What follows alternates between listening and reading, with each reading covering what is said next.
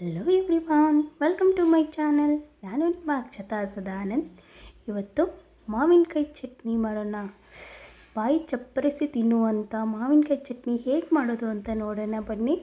ನಾನು ಇವಾಗ ಒಂದು ಕಾಯಿ ಇರೋ ಮಾವಿನಕಾಯಿನ ತೊಗೊಂಡಿದ್ದೀನಿ. ಇದನ್ನ ನೀಟಾಗಿ ತೊಳೆದ್ಬಿಟ್ಟು ಚಿಕ್ಕ ಚಿಕ್ಕ ಪೀಸ್ಗಳು ಮಾಡಿ ಕಟ್ ಮಾಡಿ ಇಟ್ಕೊಂಡಿದ್ದೀನಿ. ಮತ್ತು ಇದಕ್ಕೆ ಕಡಲೆಬೇಳೆ ಬೇಕು. ಕಡಲೆಬೇಳೆನ ಇದು ಒಂದು 2 ಅವರ್ ನೆನೆಸ್ಬಿಟ್ಟು ತಗೊಳ್ಳಿ. ಮತ್ತು ಒಂದು ಈರುಳ್ಳಿನ ತಗೊಳ್ಳಿ. ಚಿಕ್ಕ ಈರುಳ್ಳಿನ ಚಿಕ್ಕದಾಗಿ ಕಟ್ ಮಾಡಿ ತಗೊಂಡಿದ್ದೀನಿ. ಮತ್ತು ಬೆಳ್ಳುಳ್ಳಿ, 1 ಗಡ್ಡೆ ಬೆಳ್ಳುಳ್ಳಿನ ಬಿಡಿಸಿ ಇಟ್ಟಿದ್ದೀನಿ. ಮತ್ತು ಜೀರಿಗೆ ಹಾಕಿ ಚೆನ್ನಾಗಿ ಟೇಸ್ಟ್ ಬರುತ್ತೆ, ಸ್ವಲ್ಪ ಜಾಸ್ತಿ ಹಾಕಿ. ಹಾಗೆ ಕೊತ್ತಂಬರಿ ಸೊಪ್ಪು ಮತ್ತು ರುಚಿಗೆ ಎಷ್ಟು ಬೇಕೋ ಅಷ್ಟು ಉಪ್ಪು ಹಾಕ್ಕೊಳ್ಳಿ.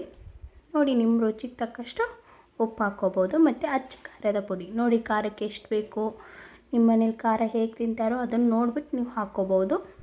ಮತ್ತು ನಾನು ಸ್ವಲ್ಪ ಸಕ್ಕರೆ ತೊಗೊಂಡಿದ್ದೀನಿ, ಯಾಕಂದರೆ ಒಮ್ಮೆ ಮಾವಿನಕಾಯಿ ಹುಳಿ ಇರುತ್ತಲ್ವ, ಅದಕ್ಕೆ ತೊಗೊಂಡಿದ್ದೀನಿ. ಬೇಕಾದ್ರೆ ಆಪ್ಷನಲ್ಲೇ ಬೆಲ್ಲ ಬೇಕಾದರೂ ತೊಗೋಬೋದು. ನಾನಿಲ್ಲಿ ಸಕ್ಕರೆ ತೊಗೊಂಡಿದ್ದೀನಿ.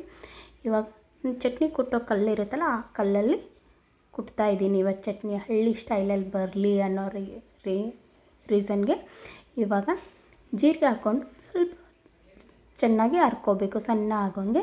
ಈಗ ಇದಕ್ಕೆ ಬೆಳ್ಳುಳ್ಳಿ, ಬಿಡಿಸಿಟ್ಟಿರುವಂಥ ಬೆಳ್ಳುಳ್ಳಿನೂ ಹಾಕ್ಕೊಂಡು ಸ್ವಲ್ಪ ಜಜ್ಕೊಳ್ಳಿ. ಬೇಕಾದರೆ ನೀವು ಮಿಕ್ಸಿಗೂ ಹಾಕ್ಕೋಬೋದು.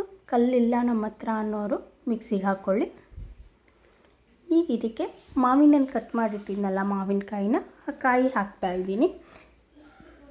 ಸ್ವಲ್ಪ ಕಾಯಿ ಹಾಕ್ಕೊಂಡ್ಬಿಟ್ಟು ಸಣ್ಣದಾಗಿ ಕಟ್ ಮಾಡಿ ಜಜ್ಕೊತ ಇರಬೇಕು. ಸಣ್ಣದಾಗಿ ಜಜ್ಬೇಕಲ್ವ, ಅದಕ್ಕೆ ನೋಡಿ ಜಜ್ತಾ ಇದ್ದೀನಿ.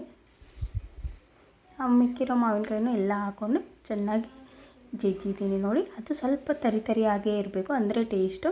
ಇದಕ್ಕೆ ನೆನೆಸಿಟ್ಟಿರುವಂಥ ಕಡಲೆಬೇಳೆ ಹಾಕೋತಾ ಇದ್ದೀನಿ. ಕಡಲೆಬೇಳೆನೂ ನುಣ್ಣಗೆ ಜಜ್ಜಬೇಕು. ಸ್ವಲ್ಪ ತರಿಯಾಗಿರೋದ್ರಿಂದನೇ ಟೇಸ್ಟ್ ಚೆನ್ನಾಗಿ ಬರುತ್ತೆ. ನೋಡಿ, ಇದಕ್ಕೆ ರುಚಿಗೆ ಎಷ್ಟು ಬೇಕೋ ಅಷ್ಟು ಉಪ್ಪು ಹಾಕ್ಕೊಂಬಿಡಿ. ಇವಾಗ ಎಲ್ಲದ್ರ ಜೊತೆಗೂ ಮಿಕ್ಸ್ ಆಗಿಬಿಡುತ್ತೆ ಇವಾಗಲೇ ಹಾಕೋದ್ರಿಂದ. ಪ್ರತಿಯೊಂದು ತೊತ್ತಿಗೂ ಎಲ್ಲ ಉಪ್ಪು ಖಾರ ಎಲ್ಲ ಚೆನ್ನಾಗಿ ಇಟ್ಕೊಳ್ಳುತ್ತೆ. ಅದಕ್ಕೆ ಇವಾಗ ಹಾಕ್ಕೊಂಡು ಜಜ್ಜುತ್ತಾ ಇದ್ದೀನಿ. ನೋಡಿ, ಇವಾಗ ಅಚ್ಚ ಖಾರದ ಪುಡಿ ಹಾಕ್ಕೊತಾ ಇದ್ದೀನಿ. ಖಾರದ ಪುಡಿನೂ ಸ್ವಲ್ಪ ಹರ್ಕೊಂಡ್ಬಿಟ್ಟು ಅದಕ್ಕೆಲ್ಲ ಮಿಕ್ಸು, ಜಜ್ಜಿರುವಂಥ ಮಾವಿನಕಾಯಿ ಮತ್ತು ಬೇಳೆ ಎಲ್ಲ ಐತಲ್ಲ, ಅದಕ್ಕೆಲ್ಲ ಮಿಕ್ಸ್ ಆಗಿದೆ. ಈಗ ಇದಕ್ಕೆ ಈರುಳ್ಳಿ, ಏನು ಚಿಕ್ಕದಾಗಿ ಒಂದು ಕಟ್ ಮಾಡಿಟ್ಟಿರುವಂಥ ಈರುಳ್ಳಿನೂ ಹಾಕ್ಕೊಂಡು ಜಜ್ಕೊತಾ ಇದ್ದೀನಿ.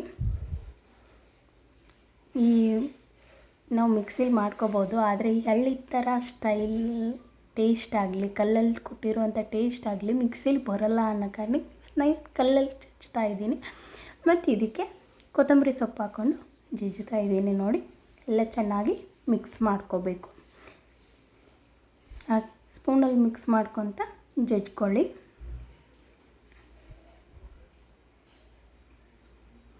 ಹಾಗೆ ಎಲ್ಲ ಮಿಕ್ಸ್ ಮಾಡಿ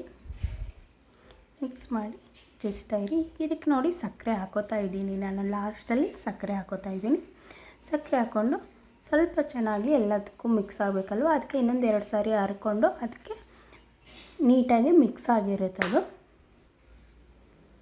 ನೋಡಿ, ಆಯಿತು. ಚಟ್ನಿ ಏನದ 5 ನಿಮಿಷಕ್ಕೆಲ್ಲ ರೆಡಿ ಇತ್ತು ಅಂದರೆ 5 ನಿಮಿಷಕ್ಕೆಲ್ಲ ಮಿಕ್ಸಿಗೆ ಹಾಕಿದ್ರೆ ಅಂತೂ ಒಂದು 2 ನಿಮಿಷಕ್ಕೆ ರೆಡಿ ಆಗಿಬಿಡುತ್ತೆ.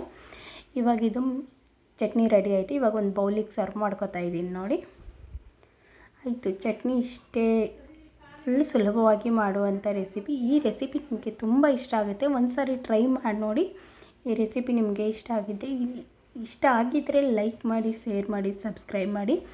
ಯಾರು ಸಬ್ಸ್ಕ್ರೈಬ್ ಮಾಡದೆ ನನ್ನ ವಿಡಿಯೋಗಳನ್ನು ನೋಡ್ತಿದ್ದೀರಾ, ಪ್ಲೀಸ್ ನನ್ನ ಚಾನಲ್ನ ಸಬ್ಸ್ಕ್ರೈಬ್ ಮಾಡಿ. ನಾನು ಇನ್ನೂ ಹೊಸ ವಿಡಿಯೋಗಳ ಜೊತೆಗೆ ನಿಮ್ಮ ಮುಂದೆ ಬರ್ತಾ ಇದ್ದೀನಿ. ವಿಡಿಯೋ ನೋಡಿದ್ದಕ್ಕೆ ಥ್ಯಾಂಕ್ ಯು ಸೋ ಮಚ್.